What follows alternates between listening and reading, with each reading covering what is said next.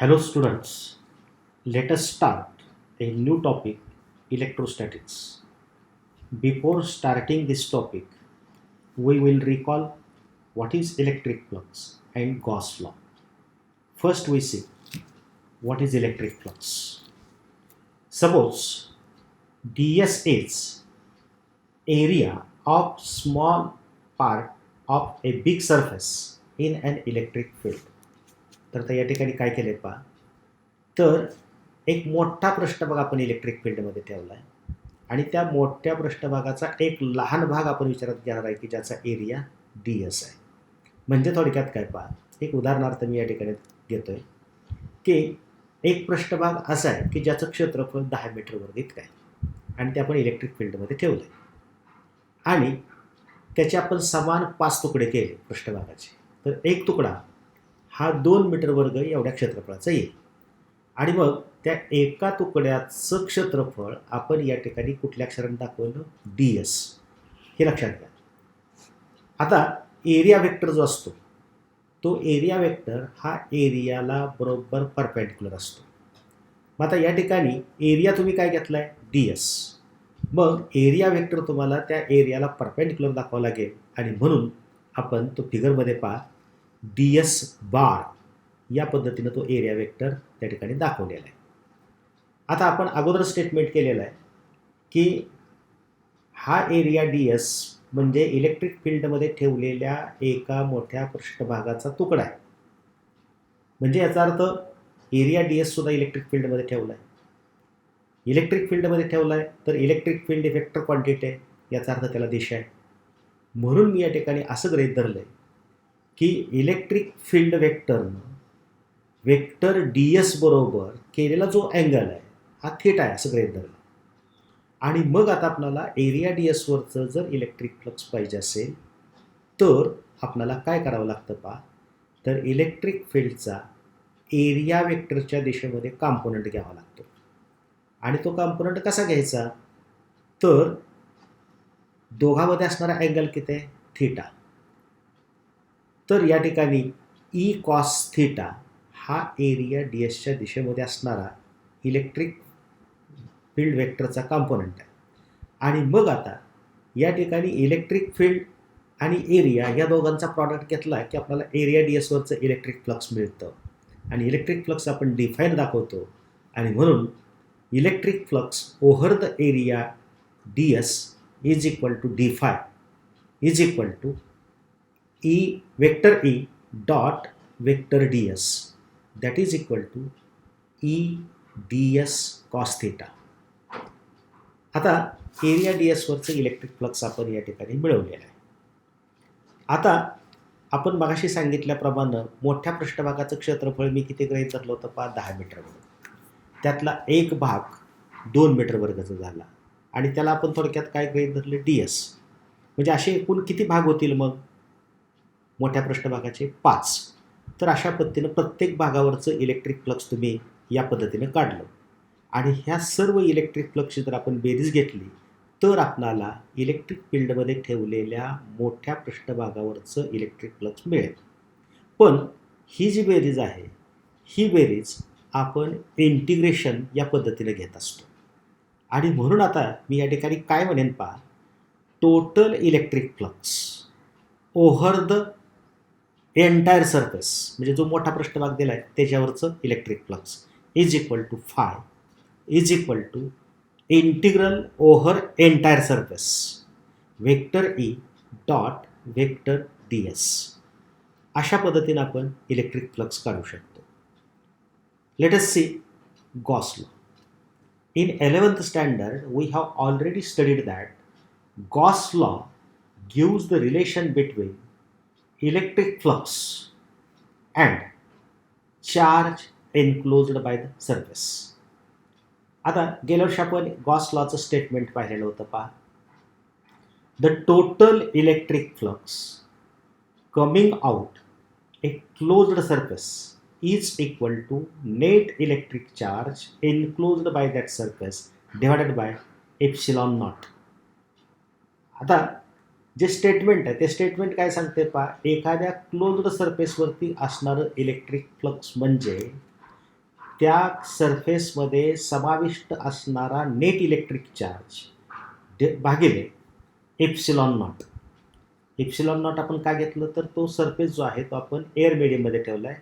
ज्या मीडियममध्ये ठेवतो त्या मीडियमची आपल्याला परमिटिव्हिटी घ्यावी लागते आणि मग एअर मीडियमची परमिटिव्हिटी एप्सिलॉन नॉट असते. आणि म्हणून आता हा जो गॉस लॉ आहे हा मॅथमॅटिकल फॉर्ममध्ये आपल्याला कसा रिप्रेझेंट करता येईल पहा. Thus Gauss law in mathematical form can be written as phi is equal to integral over entire surface vector E dot vector D S is equal to total charge enclosed by the surface, that is q, divided by epsilon naught. Let us study applications of Gauss law.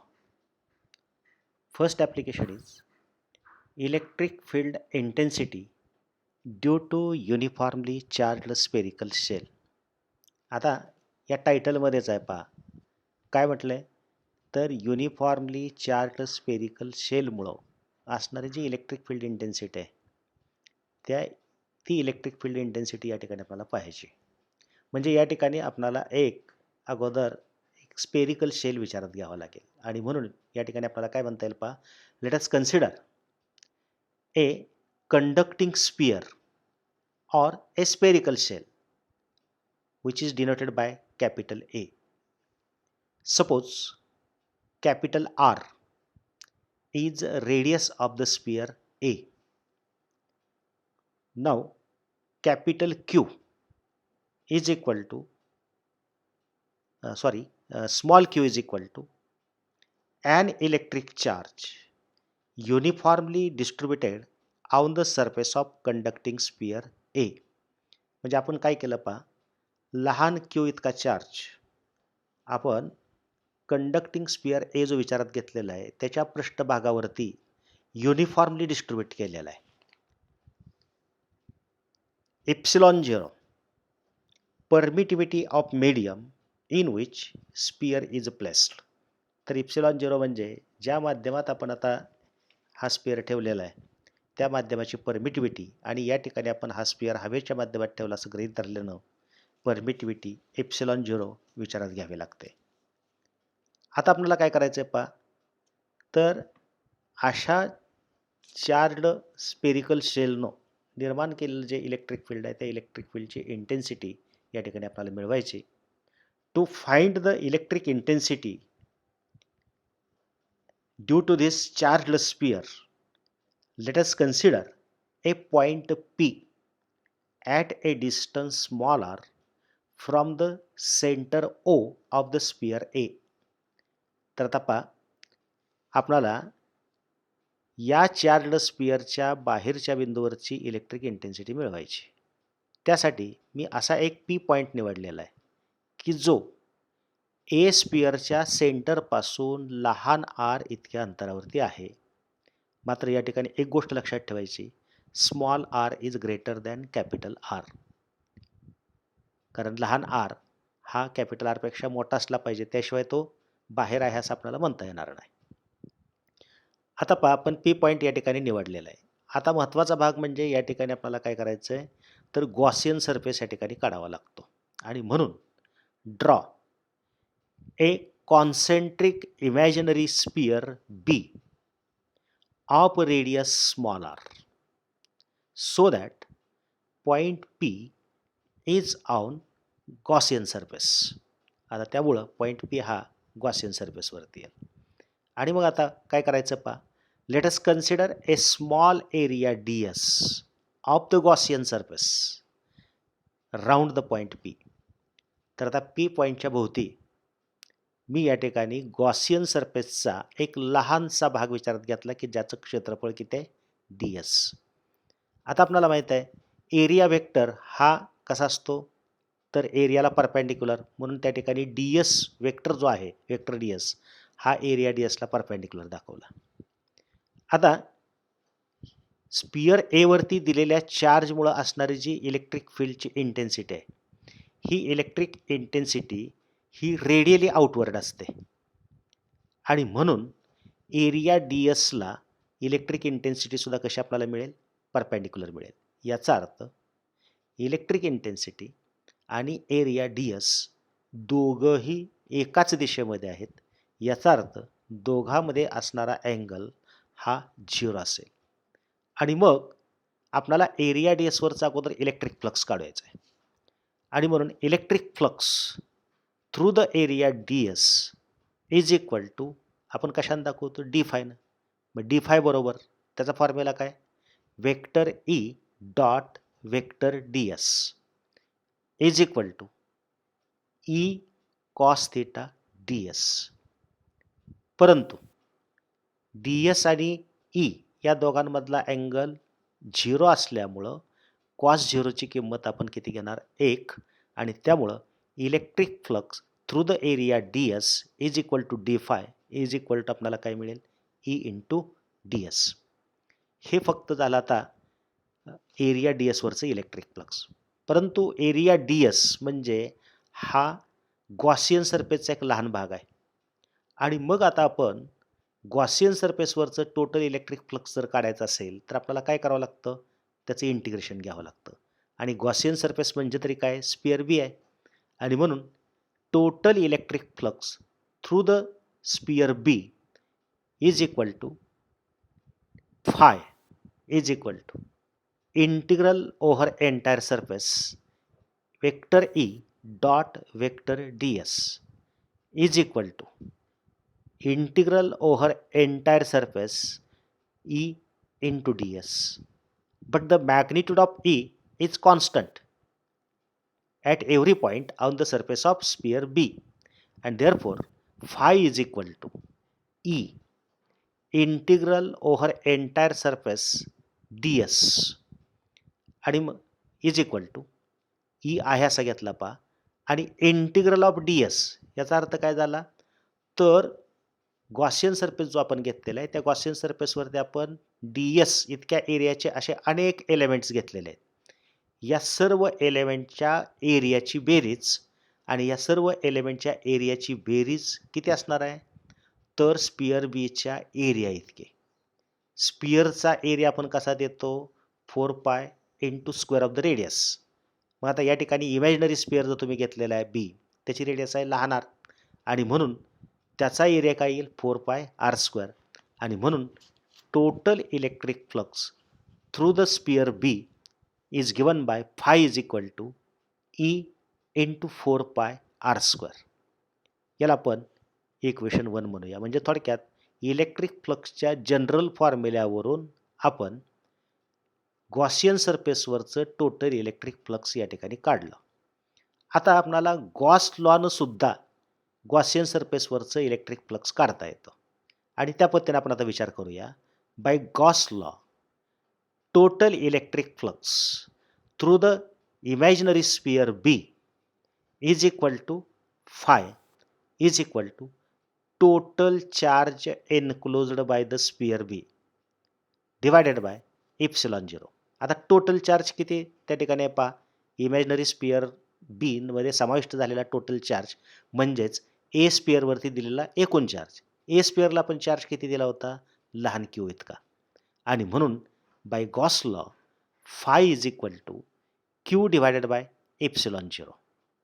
अशा पद्धतीनं आपल्याला हे दुसरं equation मिळालं. म्हणजे दोन पद्धतीनं आपण गॉसियन सरफेसवरती इलेक्ट्रिक फ्लक्स काढलेला आहे आणि हे दोन्ही इलेक्ट्रिक फ्लक्स सारखे असले पाहिजेत. म्हणजे आता या ठिकाणी आपण दोन्ही इक्वेट केली आणि इक्वेशन जर आपण सिम्प्लिफाय केलं तर आपल्याला इक्वेशन काय मिळेल पहा, E is equal to 1/4 pi epsilon naught into Q divided by R square. By using this equation we can determine the intensity of electric field at a point outside a uniformly charged spherical shell. आता हेच equation आपण वेगवेगळ्या फॉर्ममध्ये लिहू शकतो. त्यासाठी मी एक पहिली गोष्ट या ठिकाणी काय विचारात घेणार आहे पहा, sigma is surface density of charge. Surface density of charge याचा अर्थ असा, चार्ज डिवायडेड बाय एरिया. मग आता पहा, सिग्मा बरोबर आपण चार्ज किती दिला आहे, क्यू इतका दिला आहे. किती क्षेत्रफळावरती दिला आहे तर ए या स्पिअरवरती दिला आहे. ए या स्पिअरवरचा ए या स्पिअरचा एरिया किती पहा 4πr². आणि म्हणून मी sigma is equal to Q divided by 4πr² असं लिहिलेलं आहे. याच्यावरून क्यूसाठी इक्वेशन मी लिहिलं पहा Q is equal to 4πr² sigma. आता ही क्यूची किंमत आपण E is equal to 1/4πε0 into Q upon r² या इक्वेशनमध्ये ठेवली आणि ते सिम्प्लिफाय केलं तर आपणाला इलेक्ट्रिक इंटेन्सिटीचं इक्वेशन काय मिळेल पहा E is equal to r² sigma divided by ε0 small r². तर आपणाला याही इक्वेशनवरून इलेक्ट्रिक इंटेन्सिटी पी पॉईंटची काढता येऊ शकते. आता पहा if point P is on surface of sphere A, म्हणजे पॉईंट पी जो आपण घेतलेला आहे तो पॉईंट आपण आता काय केला पहा स्पियर एच्या सरफेसवरती असं गृहीत धरलं. आता स्पियर एच्या सरफेसवरती जर असेल तर स्पियरच्या सेंटरपासून तो किती अंतरावरती येईल कॅपिटल आर. परंतु पॉईंट पीचं अंतर आपण अगोदर कशानं दाखवलेलं होतं लहान आरनं, म्हणजे याचा अर्थ लहान आरच्या ऐवजी तुम्हाला कॅपिटल आर ठेवावं लागेल. आणि म्हणून या ठिकाणी if point P is on surface of sphere A then small R is equal to capital R. आता ही किंमत वरच्या इक्वेशनमध्ये ठेवा E is equal to r² sigma divided by ε0 r². मग त्या लहान आरची किंमत कॅपिटल आर जर आपण ठेवली तर r² कॅन्सल होईल आणि म्हणून electric intensity E is equal to sigma divided by ε0. पण हा फॉर्म्युला कधी वापरायचा जर पॉईंट हा कंडक्टिंग स्पियरच्या सरफेसवरती असेल तर. त्यानंतर if point P is inside the sphere a. आता आपण पॉईंट पी पहिल्यांदा आउटसाइड द स्पियर घेतला होता, त्यानंतर दुसऱ्या केसमध्ये आपण on the surface of sphere घेतला, आता इनसाइड द स्पियर ए म्हणतोय. आता ज्यावेळी चार्जड स्पियरच्या आतमध्ये पॉईंट असतो त्यावेळी त्या स्पियरच्या आत कुठल्याही प्रकारचे चार्जेस नसतात, म्हणजे क्यूची किंमत किती आली 0. आता क्यूची किंमत जर तुम्ही 0 ठेवली तर इलेक्ट्रिक इंटेन्सिटी किती येईल पहा 0. आणि म्हणून if point P is inside the sphere A then electric intensity inside the sphere A is 0. That is, the electric intensity inside the charged spherical shell is 0. The next application of Gauss law, electric field intensity due to an infinitely long straight charged wire or cylinder. Let us consider an infinitely long straight wire AB, capital R, radius of the wire or cylinder, lambda, charge per unit length of the wire or cylinder, epsilon 0, permittivity of the medium in which the wire is placed. In this case, the wire is placed in air medium, therefore permittivity is epsilon 0. तर या ठिकाणी आपण एक infinitely long straight charged wire किंवा cylinder विचारात घेतलेला आहे की ते आपण ए बीनं दाखवलेलं आहे. त्याची रेडियस कॅपिटल आर आहे आणि या वायरवरती आपण जो चार्ज दिला आहे तो चार्ज आपण कसा दाखवला आहे पहा lambda is equal to charge per unit length, म्हणजे युनिट लेंथमध्ये असणारा चार्ज आपण लॅम्बडानं दाखवलेला आहे. आता आपल्याला या ठिकाणी काय करायचं आहे तर या इन्फायनाइटली लॉंग स्ट्रेट चार्जड वायरच्या बाहेर असणारी इलेक्ट्रिक इंटेन्सिटी ही आपल्याला विचारात घ्यायची. आणि म्हणून let us consider point P at a distance small R from the axis of cylinder A B. Note that small R is greater than capital R. तर आता या ठिकाणी आपण एक पी पॉईंट असा घेतला आहे पहा की जो सिलेंडर ए बीच्या ॲक्सिसपासून लहान आर इतक्या अंतरावरती आहे आणि लहान आर हा कॅपिटल आरपेक्षा मोठा आहे, याचाच अर्थ सिलेंडर ए बीच्या बाहेर आपण आता हा पॉईंट घेतलेला आहे. आता आपण काय करतो, एक गॉसियन सरफेस काढतो. मग आता गॉसियन सरफेस कसा काढायचा पहा.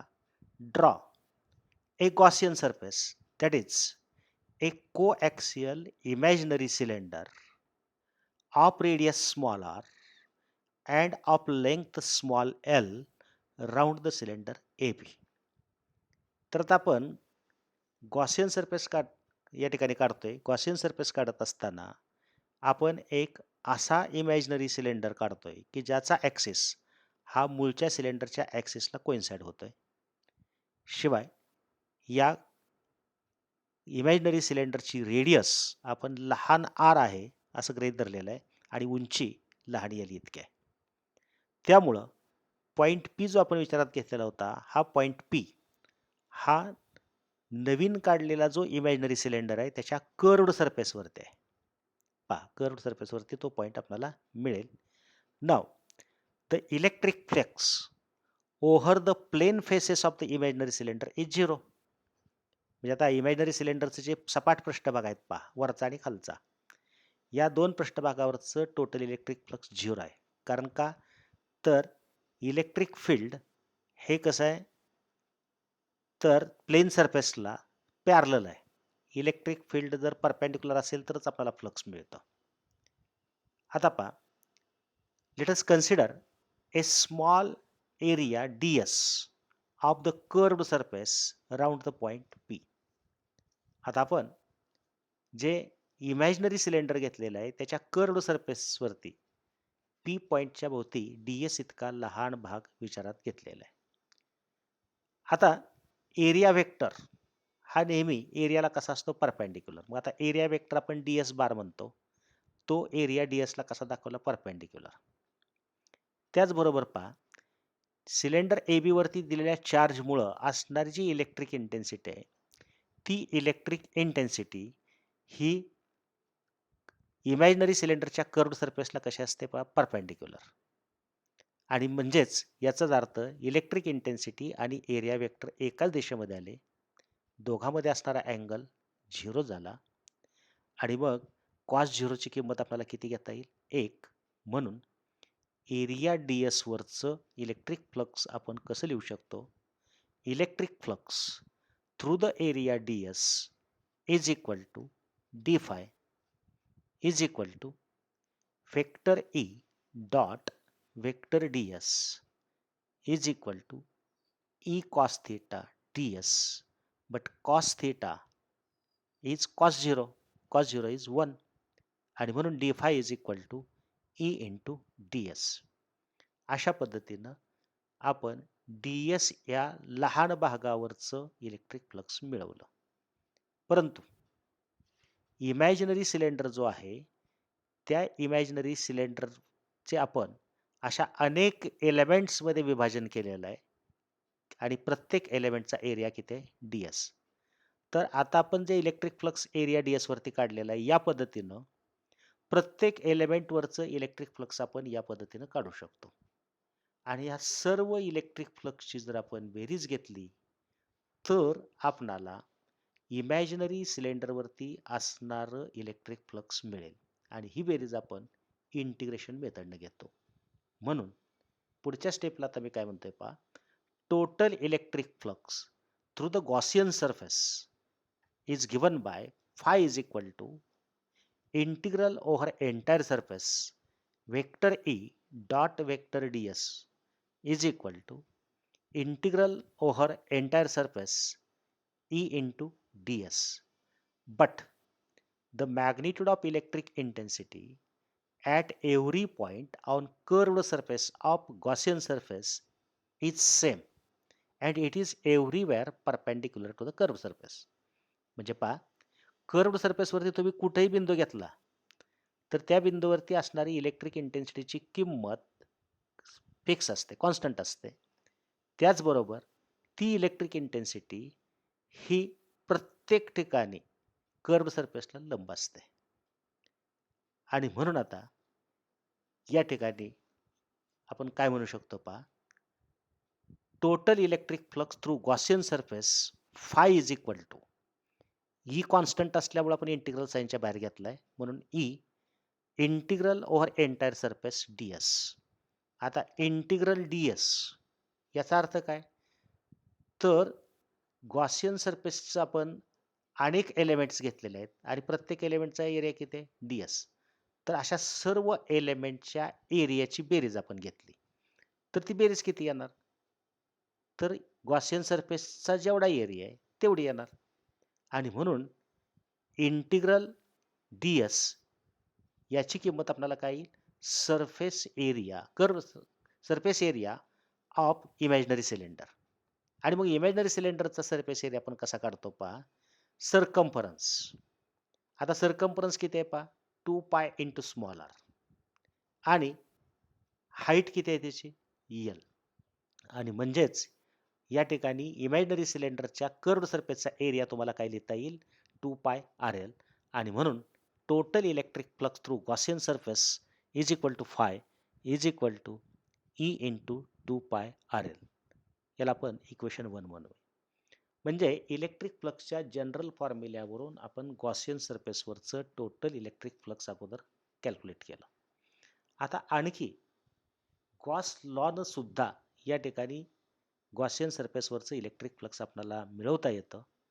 पण त्यासाठी आपल्याला काय करावं लागतं पहा, तर गॉसियन सरफेसमध्ये समाविष्ट असलेला एकूण चार्ज आपल्याला काढावा लागेल. तर एकूण चार्ज काढण्यासाठी आपण सुरुवातीलाच लॅम्बडा बरोबर चार्ज पर युनिट लेंग्थ असं म्हटलेलं आहे. याचा अर्थ युनिट लेंग्थमध्ये असणारा चार्ज किती आहे? लॅम्बडा. मग आता आपला गॉसियन सरफेस किती लांबीचा आहे? एल इतक्या लांबीचा आहे. मग युनिट लेंग्थमध्ये जर लॅम्बडा इतका चार्ज असेल तर एल इतक्या लांबीमध्ये किती चार्ज समाविष्ट झाला असेल? तो लॅम्बडा एल. आणि म्हणून या गॉसियन सरफेसमध्ये समाविष्ट झालेला एकूण चार्ज लॅम्बडा एल. आणि त्याला आपण इप्सिलॉन झिरोनं डिवाइड केलं की आपल्याला गॉस लॉनुसार गॉसियन सरफेसवरचं इलेक्ट्रिक फ्लक्स मिळतं. आणि म्हणून by Gauss law electric flux through Gaussian surface is equal to lambda into small L divided by epsilon zero. याला आपण इक्वेशन 2 म्हणू. तर दोन वेगवेगळ्या पद्धतीने आपण इलेक्ट्रिक फ्लक्स या ठिकाणी कॅल्क्युलेट केलेलं आहे. इक्वेट केलं आणि सिम्प्लिफाय केलं तर आपल्याला इक्वेशन काय मिळतं पहा, E is equal to lambda divided by 2π epsilon zero small r. By using this equation, we can determine the electric field intensity at a point outside the infinitely long straight charged wire. आता या ठिकाणी जर point P जो आहे तो point आपण AB सिलेंडरच्या पृष्ठभागावरती जर विचारात घेतला तर ॲक्सिस पासून त्याचं अंतर किती होईल पहा, कॅपिटल आर. पूर्वी किती होतं? लहान आर. म्हणजेच या ठिकाणी लहान आरच्या ऐवजी तुम्हाला काय करावं लागेल? कॅपिटल आर इक्वेशनमध्ये ठेवावं लागेल. आणि म्हणून if point P is on surface of cylinder AB then small r is equal to capital R. Therefore, electric intensity at point P on the surface of cylinder AB is equal to lambda divided by 2π epsilon 0 capital R. आता समजा point आपण charged सिलेंडरच्या आत घेतला तर आतमध्ये कुठल्याही प्रकारचा चार्ज नसेल आणि चार्ज नसेल तर इलेक्ट्रिक फील्ड नसेल. इलेक्ट्रिक फील्ड नसेल म्हणजेच इलेक्ट्रिक इंटेन्सिटी काय होईल? 0. म्हणजेच if point P is inside cylinder AB then E is equal to 0. त्यानंतर सिलेंडर AB वरती घेतलेला चार्ज पॉझिटिव्ह असल्यामुळं P पॉइंटला असणारी इलेक्ट्रिक इंटेन्सिटीची दिशा जी आहे ती आउटवर्ड आहे पहा. तोच जर चार्ज आपण निगेटिव्ह घेतला असता तर त्याची दिशा आपल्याला रिव्हर्स करावी लागली असते म्हणजेच इनवर्ट.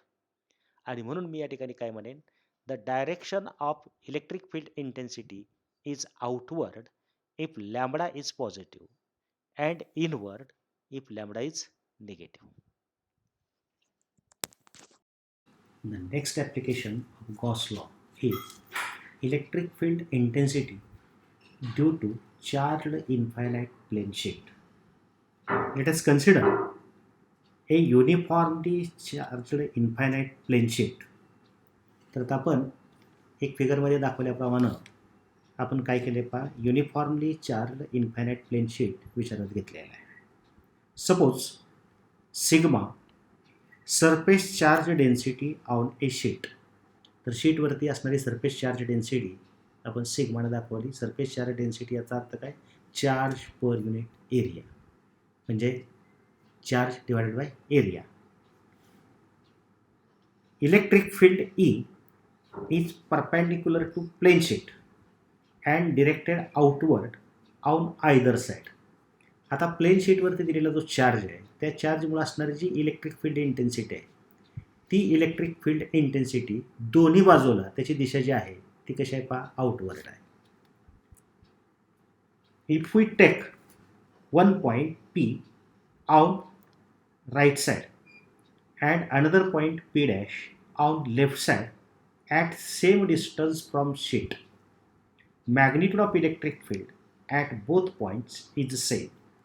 आता मी काय केले पहा, तर प्लेन शीटच्या दोन्ही बाजूला आपण एक एक बिंदू घेतला आहे. तर लेफ्ट साईडला आपण P डॅश घेतला आहे आणि राईट साईडला P असे दोन बिंदू आपण प्लेन शीटच्या दोन्ही बाजूला समान अंतरावरती घेतलेले. त्यामुळं ह्या दोन्ही पॉईंटवरती प्लेन शीटमुळं असणारी इलेक्ट्रिक फील्ड इंटेन्सिटीची जी किंमत आहे ती किंमत त्या ठिकाणी सारखीच आहे. आता आपल्याला नेहमीप्रमाणे एक गॉसियन सरफेस विचारात घ्यावा लागतो आणि मग तो गॉसियन सरफेस आता या ठिकाणी कसा काढला आहे पहा. Draw a Gaussian surface that is an imaginary cylinder of cross sectional area DS and length 2R round the point P and P dash. म्हणजे आता मी या ठिकाणी गॉसियन सरफेस कसा काढला आहे, तर एक इमॅजिनरी सिलेंडर मी काढणार आहे की ज्या इमॅजिनरी सिलेंडरचा क्रॉस सेक्शनल एरिया हा DS आहे. त्याचबरोबर ह्या इमॅजिनरी सिलेंडरची लांबी ही किती आहे, 2R. कारण मी प्लेन शीटच्या एका बाजूला R इतक्या अंतरावरती एक पॉईंट घेतला आहे आणि दुसऱ्या बाजूला R इतक्या अंतरावरती दुसरा पॉईंट घेतलेला आहे. त्यामुळं इमॅजिनरी सिलेंडरची लांबी आपण किती ठेवलेली आहे पहा, 2R. तर अशा पद्धतीनं आपण गॉसियन सरफेस म्हणजे एक इमॅजिनरी सिलेंडर असं काढलेलं आहे की ज्याचा area of cross section DS आहे आणि लांबी 2R आहे आणि हा गॉसियन सरफेस P आणि P डॅश या पॉईंटच्या भोवती घेतलेला आहे. Now the plane sheet passes through the middle of length of cylinder. म्हणजे आता हे जे प्लेन शीट आहे ते बरोबर काढलेला जो इमॅजिनरी सिलेंडर आहे त्याच्या सेंटरमधून पास होतो आहे पहा, त्याच्या लांबीच्या सेंटरमधून पास होत आहे. Now the flux passing through plane ends of imaginary cylinder is given by. आता आपल्याला इमॅजिनरी सिलेंडरचे जे दोन एंड्स आहेत प्लेन एंड्स, ते प्लेन एंड्समधून पास होणारं जे इलेक्ट्रिक फ्लक्स आहे ते इलेक्ट्रिक फ्लक्स या ठिकाणी आपल्याला द्यायचं आहे. आणि मग ते इलेक्ट्रिक फ्लक्स कसं दिलं जातं पहा, the electric flux passing through plane ends of imaginary cylinder is phi is equal to integral over entire surface vector E dot vector DS at point P plus integral over entire surface vector E dot vector DS at point P dash. म्हणजे P पॉईंटला आणि P dash पॉईंटला आपण थोडक्यात काय घेतलेलं आहे, electric flux या ठिकाणी घेतलेला आहे. म्हणजे त्या ठिकाणी असणाऱ्या एरियावरचं इलेक्ट्रिक फ्लक्स घेतलेलं आहे. म्हणून phi is equal to integral over entire surface EDS plus integral over entire surface EDS that is electric flux passing through plane ends of imaginary cylinder is phi is equal to 2E into integral over entire surface DS. But integral over entire surface DS is DS. म्हणजे आता या ठिकाणी आपण integral DSच्या ठिकाणी DS हा area त्या ठिकाणी घेतलेला आहे आणि त्याच्यामुळं इमॅजिनरी सिलेंडरच्या प्लेन एंड्सवरचं इलेक्ट्रिक फ्लक्स आपण phi बरोबर कसं लिहू शकतो, 2E इंटू DS. आता पहा आपण सिग्मा म्हणजे काय घेतलेलं आहे, चार्ज पर युनिट एरिया. आता आपल्याला DS एवढ्या एरियावरचा चार्ज काढायचा आहे कारण युनिट एरियावरचा चार्ज किती आहे, सिग्मा. तर DS एवढ्या एरियावरचा चार्ज आपल्याला काय लिहिता येईल, charge on area DS is given by Q is equal to sigma into DS. म्हणजे हा जो चार्ज आहे हा चार्ज सिग्मा डी एस हा इमॅजिनरी सिलेंडरनं किंवा गॉसियन सरफेसनं समाविष्ट केलेला आहे. आणि मग आता गॉस थेरमनुसार आपल्याला गॉसियन सरफेसवरचं जर इलेक्ट्रिक फ्लक्स काढायचं असेल तर या गॉसियन सरफेसनं समाविष्ट केलेला चार्ज भागिले एप्सिलॉन 0. आणि म्हणून by Gauss law electric flux passing through plane ends of imaginary cylinder is given by phi is equal to sigma ds divided by epsilon 0. तर याही ठिकाणी आपण दोन पद्धतीने इलेक्ट्रिक फ्लक्स काढलेला आहे. एक इलेक्ट्रिक फ्लक्सच्या जनरल फॉर्म्युल्यावरून आणि दुसरं बाय गॉस लॉ. आणि दोन इक्वेशन आपण जर कम्पेअर केली आणि सिम्प्लिफाय केलं तर आपण इलेक्ट्रिक इंटेन्सिटीचं इक्वेशन काय लिहू शकतो पहा. Electric intensity E is equal to sigma divided by 2 epsilon 0.